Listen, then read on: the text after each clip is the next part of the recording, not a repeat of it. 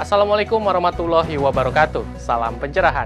Pemirsa TVmu, berita dan analisa akhir pekan kembali hadir menjumpai Anda selama 30 menit ke depan dengan sejumlah informasi yang cerdas dan mencerahkan. Bersama saya Boy Aditya, inilah berita dan analisa akhir pekan selengkapnya untuk Anda.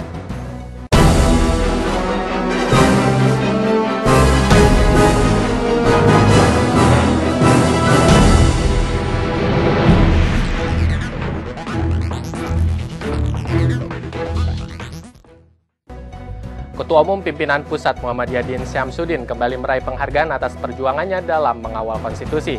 Kali ini Din menerima penghargaan sebagai Tokoh Perubahan Republika 2014. Untuk kesekian kalinya, sosok Ketua Umum Persyarikatan Muhammadiyah Din Syamsuddin kembali menerima penghargaan atas prestasi dan perjuangannya dalam rangka meluruskan kiblat bangsa yang diaplikasikan melalui gerakan jihad konstitusi. Keberhasilan Muhammadiyah yang digawangi Din Syamsuddin dalam mengawal konstitusi inilah yang menjadi salah satu faktor dinobatkannya sosok ulama dan cendekia ini menjadi Tokoh Perubahan Republika 2014. Seremoni penghargaan tersebut diberikan kepada Din Syamsuddin di hadapan lebih dari 500 tamu undangan dari berbagai kalangan yang diselenggarakan di Bilangan Jakarta Pusat pada Kamis kemarin. Dalam pidatonya, Din menyampaikan syukur dan apresiasinya terhadap penghargaan yang mendaulahnya sebagai Tokoh Perubahan 2014. Din menyebutkan bahwa penghargaan ini karena menjadi karunia dari Allah yang juga terselip ujian dan cobaan di dalamnya.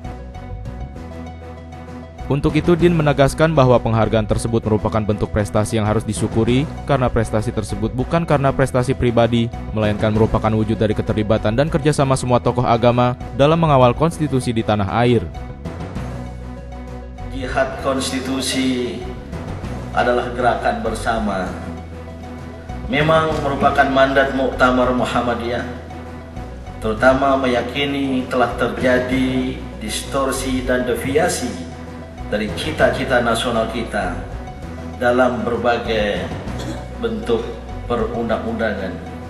Selama era reformasi, menurut tim pakar kami, ada sekitar 115 undang-undang yang kita nilai bertentangan dengan konstitusi, yang akhirnya, khususnya dalam bidang ekonomi, tidak membawa kesejahteraan bagi bangsa yang kaya raya dengan sumber daya alam ini. Oleh karena itulah, jihad konstitusi yang kami lakukan bersama-sama tidak hanya oleh Muhammadiyah, didukung oleh ormas-ormas keagamaan, LSM, dan tokoh-tokoh perorangan, adalah sebuah upaya yang tidak akan berhenti. Satu undang-undang memerlukan hampir 1 tahun. Maka kalau kita harus koreksi 115 undang-undang yang ada itu, maka 100 tahun lebih yang kita perlukan. Dalam kesempatan yang sama, Sekretaris Pimpinan Pusat Muhammadiyah Abdul Mukti juga mengapresiasi penghargaan yang diterima oleh Ketua Umum Persyarikatan Muhammadiyah Din Syamsuddin yang mempunyai peran besar dalam gerakan jihad konstitusi tersebut. Tentu ini sebuah penghargaan yang juga menunjukkan bagaimana Muhammadiyah sebagai sebuah gerakan tidak hanya berada pada arus gerakan dakwah yang berbasis masjid atau tempat-tempat ibadah, tetapi juga mulai bergerak ke arus pusat gerakan kebangsaan dan arus pusat gerakan dunia. Kami sekali lagi menyampaikan selamat kepada Pak Din Syamsuddin. Mudah-mudahan ini membawa inspirasi yang memajukan umat, memajukan warga persyarikatan, dan tentu membawa Indonesia menjadi negara yang berkemajuan. Dalam seremoni penganugerahan penghargaan Tokoh Perubahan ini, sebanyak 5 orang tokoh lain dari beberapa latar belakang berbeda juga meraih penghargaan serupa, yang diantaranya diberikan kepada Bupati Banyuwangi Abdullah Azwar Anas, Wali Kota Surabaya Tri Risma Harini, Bupati Bantaeng Nurdin Abdullah, inisiator gerakan One Day One Juice Bayu Subrata dan Pratama Widodo. Penghargaan Tokoh Perubahan ini diberikan atas dedikasi mereka, baik sebagai kepala daerah maupun tokoh agama, yang memberikan perubahan kepada bangsa dan negara ke arah yang lebih baik. Tim TVmu memberitakan dari Jakarta. Menjadi wakil umat Islam di dunia, Ketua Umum Pimpinan Pusat Muhammadiyah Din Syamsuddin kembali diundang sebagai pembicara dalam konferensi internasional yang diselenggarakan di Vatikan pada Selasa 28 April kemarin. Konferensi internasional yang digelar di Vatikan dengan mengusung tajuk Protect the Earth, Dignify Humanity, The Moral Dimension of Climate Change and Sustainable Development ini menjadi momentum kedua bagi Ketua Umum Pimpinan Pusat Muhammadiyah mewakili umat Islam dalam berbicara terkait isu-isu keagamaan yang tengah diperbincangkan dewasa ini. Konferensi yang digagas bersama oleh Pontifical Academy of Sciences Vatikan dan organisasi lintas agama serta Perserikatan Bangsa-Bangsa ini dihadiri sekitar 100 tokoh dari berbagai kalangan. Yang diantaranya dihadiri oleh sejumlah diplomat, pemangku kebijakan, ilmuwan, pebisnis, dan agamawan. Konferensi tersebut dibuka langsung oleh Sekretaris Jenderal PBB, Ban Ki-moon. Kembali digagasnya konferensi ini bertujuan untuk dapat menemukan konsensus tentang pentingnya perubahan iklim dalam konteks pembangunan yang berkelanjutan yang meliputi sejumlah aspek yang berkaitan dengan hal tersebut.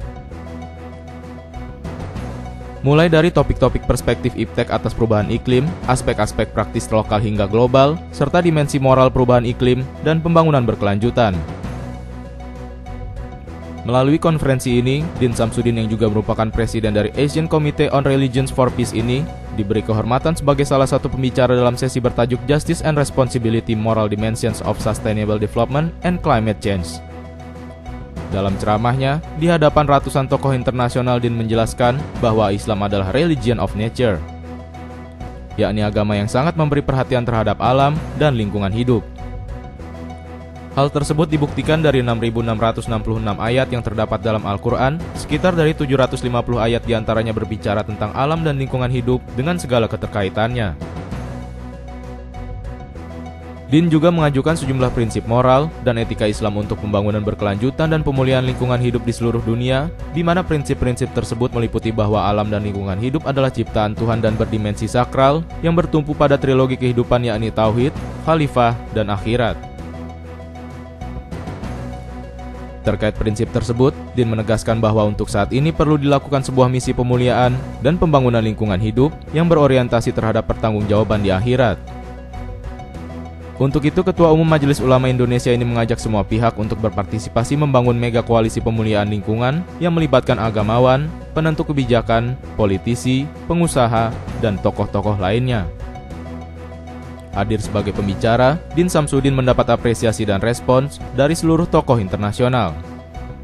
Dan ikut mewarnai pernyataan bersama yang juga ikut memotori Din Samsudin di akhir konferensi yang berlangsung selama 1 hari tersebut.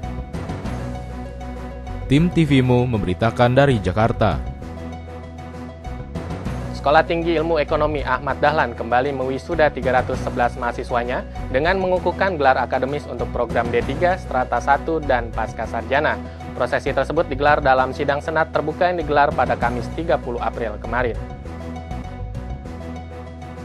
Tepatnya Kamis 30 April kemarin merupakan wisuda yang ke-27 yang digelar Sekolah Tinggi Ilmu Ekonomi Ahmad Dahlan.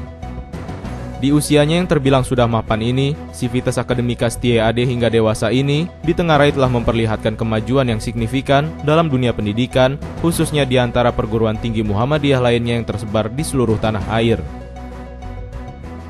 Salah satu kemajuan tersebut terlihat dari prosesi sidang senat terbuka yang diikuti oleh ratusan mahasiswa, yang terdiri dari wisudawan program Diploma 3 Program Strata 1 dan program Pasca Sarjana. Dalam sambutannya, Ketua Setia AD Ahmad Dahlan menyampaikan rasa syukurnya terkait wisuda Setia AD yang ke-27 ini dan mengharapkan kepada seluruh alumni yang diwisuda agar dapat ikut aktif menghidupkan dan menyemarakan gerakan dakwah Muhammadiyah hingga ke tingkat cabang dan ranting Muhammadiyah.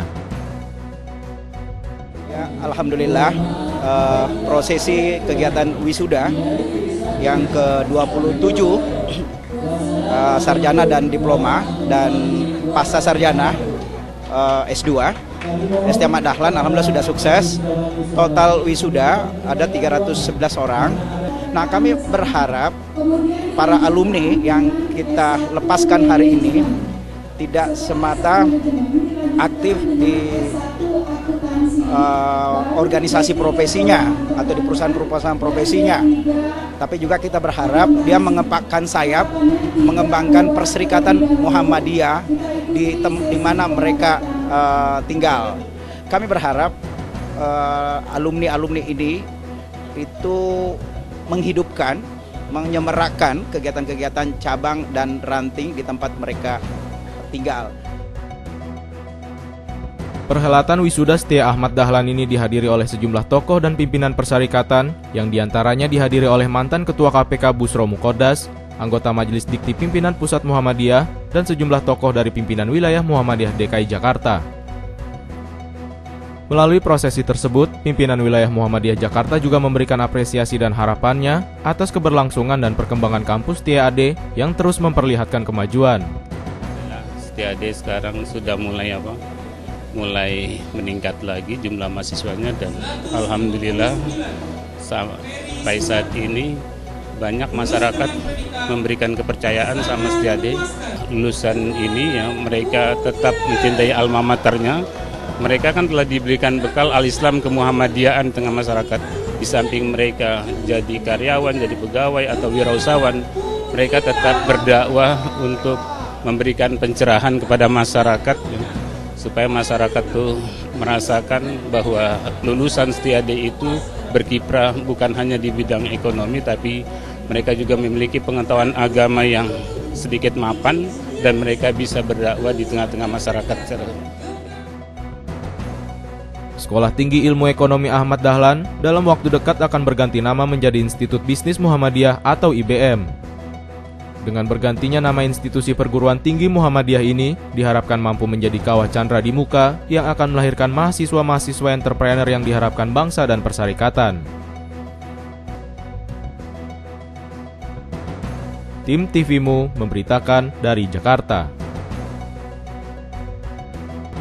Prosesi wisuda STIE Ahmad Dahlan yang digelar pada Kamis kemarin menjadi fokus perguruan tinggi STIE Ahmad Dahlan untuk membangun Institut Bisnis Muhammadiyah dalam waktu dekat.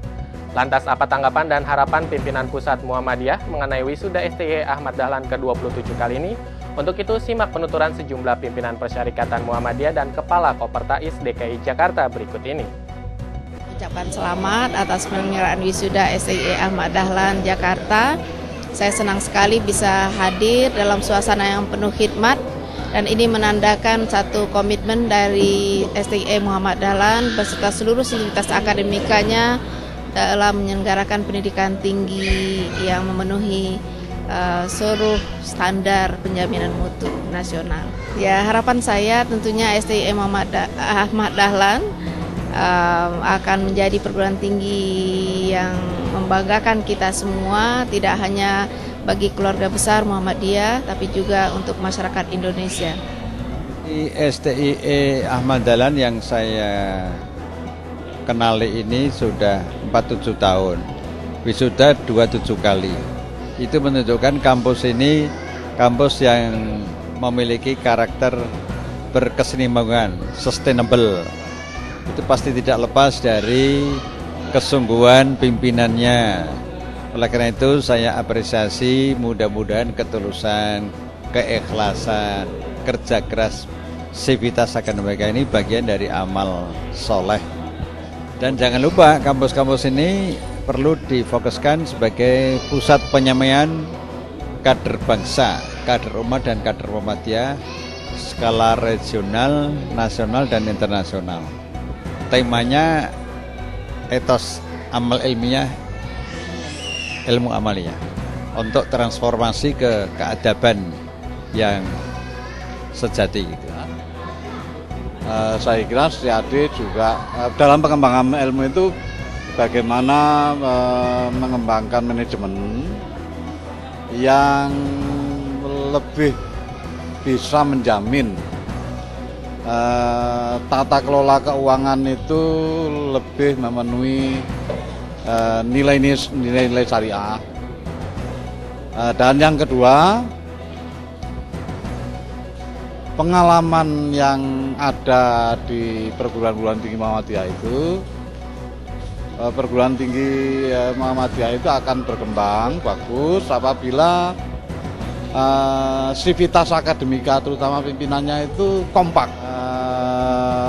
Perguruan tinggi Setia AD Ahmad Dahlan ini akan berkembang dengan baik dan bisa memberi pelayanan kepada publik, bukan hanya memenuhi ajaran Islam tetapi juga sebagai bagian dari pemenuhan amanat Undang-Undang Dasar 1945 dalam mencerdaskan kehidupan bangsa. Delegasi Masyarakat Muslim Amerika mengunjungi gedung pimpinan Pusat Dakwah Muhammadiyah untuk mempelajari bagaimana toleransi beragama di Indonesia. Delegasi Masyarakat Muslim ini disambut baik oleh Ketua Pimpinan Pusat Muhammadiyah Syafiq Bukni. Dan berikut liputannya untuk Anda. Delegasi Masyarakat Muslim Amerika yang berkunjung ke gedung pimpinan Pusat Muhammadiyah terdiri dari para pekerja pemerintah Amerika, bisnismen, dan lembaga Islam di Amerika Serikat. Mereka ingin mempelajari kehidupan Islam di Indonesia dan juga toleransi beragama yang hidup baik di Indonesia. Mereka sangat mengapresiasi keberagaman Indonesia yang tetap terjalin keharmonisan, sehingga Indonesia dijadikan contoh atau model bagi kehidupan beragama bagi masyarakat Islam di negara-negara lain. Bahkan mereka juga terkejut karena non-Islam juga belajar di sekolah-sekolah Muhammadiyah, karena sekolah Muhammadiyah dianggap sebagai lembaga pendidikan yang berkualitas di lingkungannya. Mereka mengunjungi Indonesia untuk melihat bagaimana kehidupan umat Islam di sini dan kaitannya dengan agama-agama non-Muslim. Para Muslim Amerika ini juga melihat kerjasama yang baik antar komunitas agama di Indonesia dalam menghadapi persoalan politik, sosial maupun ekonomi. Kerjasama ini dilakukan tanpa memandang agama, tetapi justru karena dorongan agama masing-masing. Dalam forum diskusi ini dihadiri oleh beberapa perwakilan dari berbagai komunitas atau forum antar agama di Indonesia, antara lain Muhammadiyah, Walubi, Aisyah, MUI, dan Jamiatul Al-Wasliyah. Rizky Nurul Ilmi, Rizwan M. Din memberitakan dari Jakarta. Pemirsa, jangan kemana-mana, berita dan analisa akhir pekan akan segera kembali untuk Anda.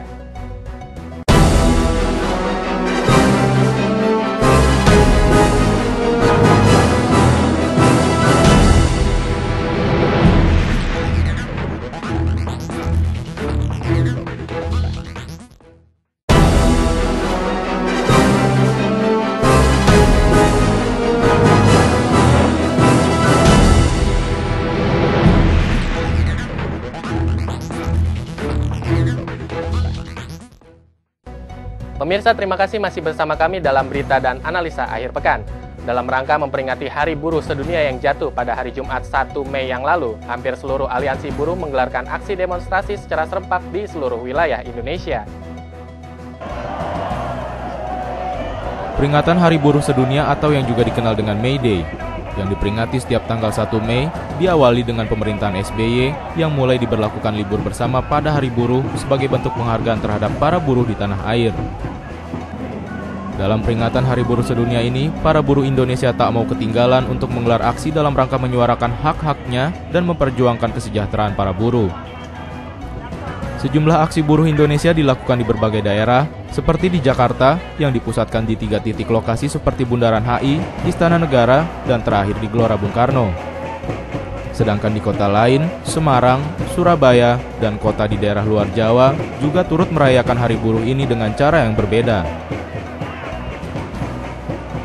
Tuntutan buruh hampir sama dari tahun-tahun sebelumnya, seperti kenaikan upah, meningkatkan kesejahteraan buruh, penghapusan buruh kontrak, menurunkan harga BBM, dan bahan pokok. Para buruh ini juga mengkritisi Presiden Joko Widodo yang dinilai belum bisa memenuhi janji-janji kampanye pemilu presiden yang lalu.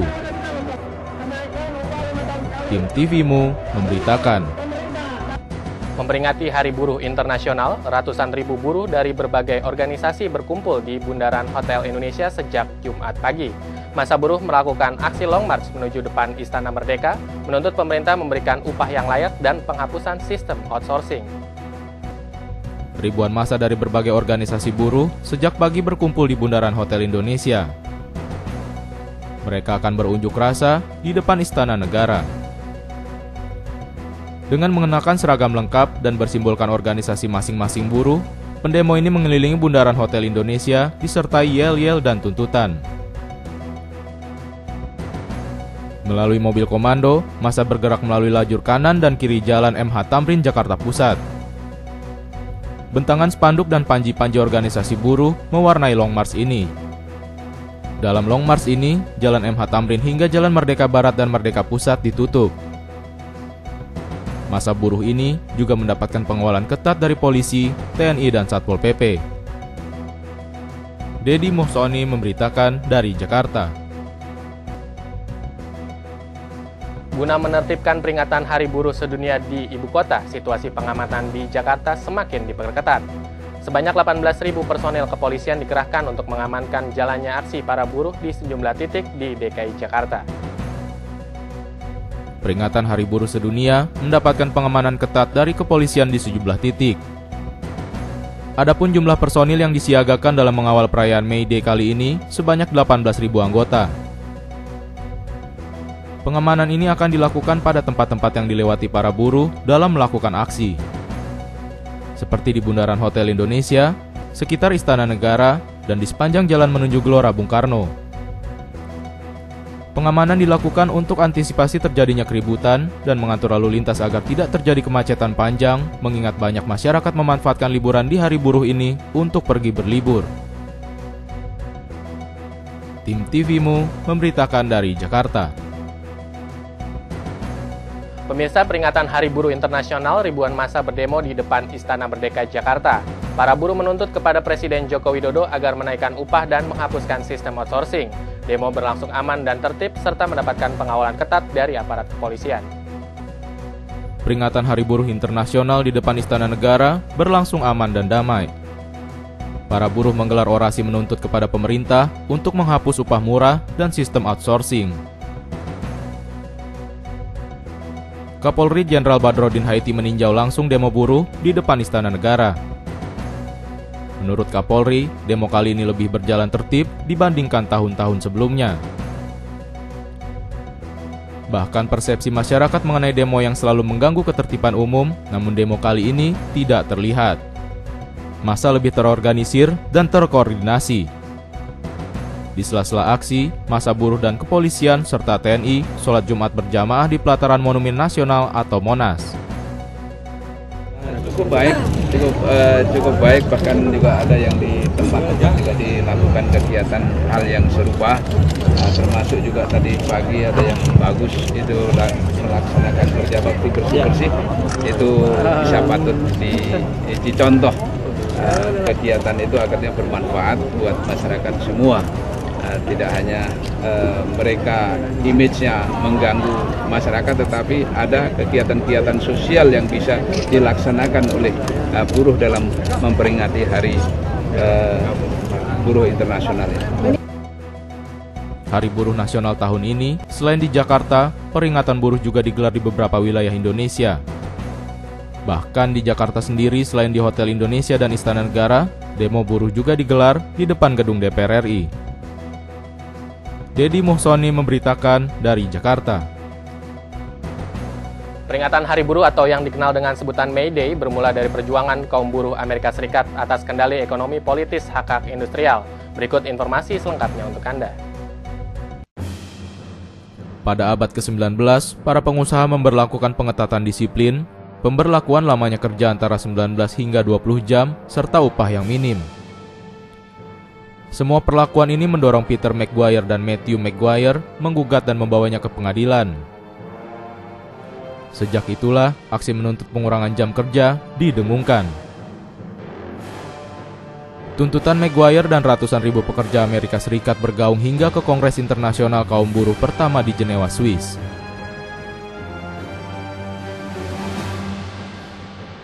Kongres ini menetapkan tuntutan mereduksi jam kerja menjadi 8 jam sehari. Dan pada kongres ini pula, para pekerja yang tergabung dalam Federation of Organized Trades and Labor Unions menetapkan 1 Mei sebagai hari perjuangan kelas pekerja dunia. 1 Mei dipilih untuk mengenang perjuangan aksi buruh di Amerika pada tahun 1872 yang menuntut pengurangan jam kerja. Saat itu, lebih dari 400.000 kaum pekerja turun ke jalan selama 4 hari. Namun aksi mereka dibalas dengan rentetan peluru aparat setempat hingga menewaskan ratusan orang. Para pemimpin buruh juga dikejar, ditangkap, dan dihukum. Usaha dan perjuangan para buruh pun berhasil. Di Hindia Belanda, peringatan Hari Buruh mulai berlangsung pada tahun 1920. Setelah berubah menjadi Indonesia, peringatan Hari Buruh kerap digelar. Namun pada masa Orde Baru, peringatan May Day ditiadakan. Barulah sejak masa reformasi hingga kini, May Day dirayakan setiap tahun di berbagai wilayah Nusantara. Tim TVMU memberitakan. Pemirsa, jangan kemana-mana, berita dan analisa akhir pekan akan segera kembali untuk Anda.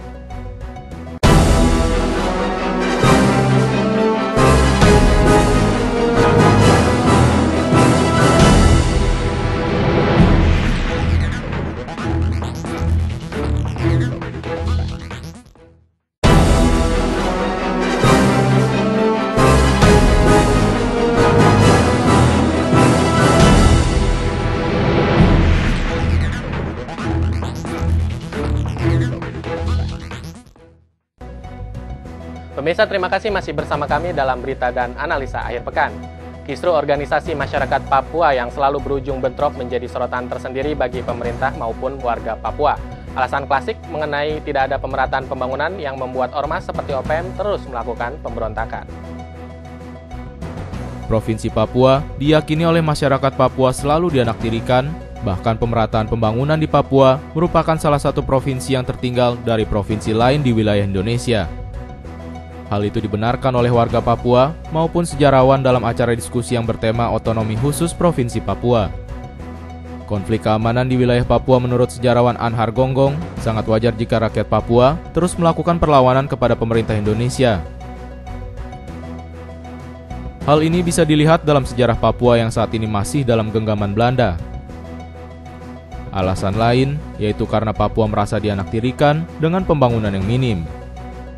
Kalau persoalannya keirian, itu bukannya orang Papua yang iri. Seluruh orang-orang di luar Jawa tahun 50-an itu marah sama Jawa. Jadi itu bukan hal yang baru bagi Indonesia. Pemberontakan PRRI Permesta itu adalah karena kemarahan orang luar Jawa terhadap pemerintah Republik Indonesia yang menurut mereka hanya memperhatikan Jawa dalam proses membangun.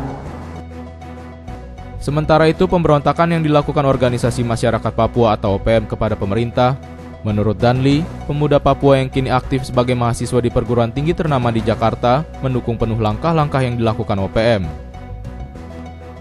Bahkan dia mendukung agar Papua merdeka dan keluar dari NKRI.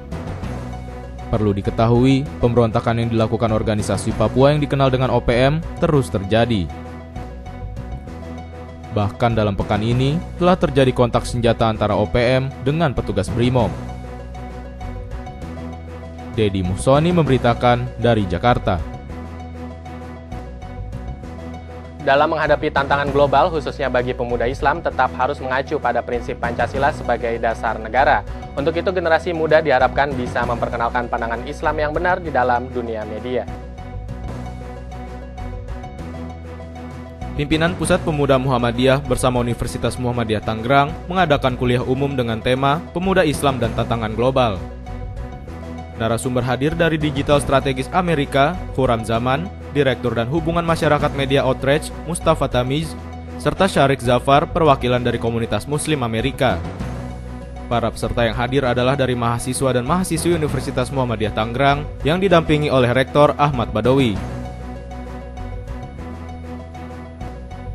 Dalam sambutannya, Ketua Umum Pimpinan Pusat Pemuda Muhammadiyah Dhanil Anzar Simanjuntak mengajak para peserta dan narasumber untuk merubah pandangan media, terutama media luar, tentang Muslim dan terorisme. Media luar harus melihat keberadaan Islam di Indonesia yang mengutamakan demokrasi dalam beragama. Karena Islam juga mengajarkan demokrasi, bahkan prinsip negara Indonesia, yaitu Pancasila. We try to change the directions of media, especially international media like CNN.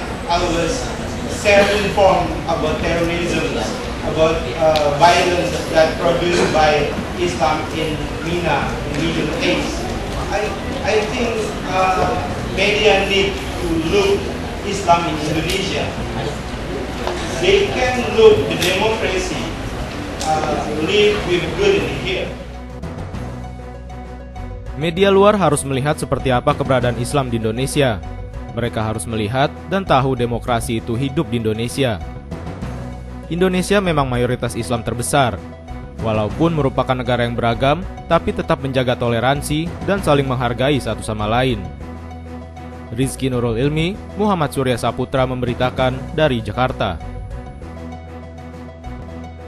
Meskipun perkembangan Islam di Indonesia dan di Amerika Serikat sangatlah berbeda, namun dalam rangka memerangi terorisme atau paham radikal, seluruh umat muslim di dunia harus memiliki peranan yang sama pentingnya. Berikut liputannya untuk Anda.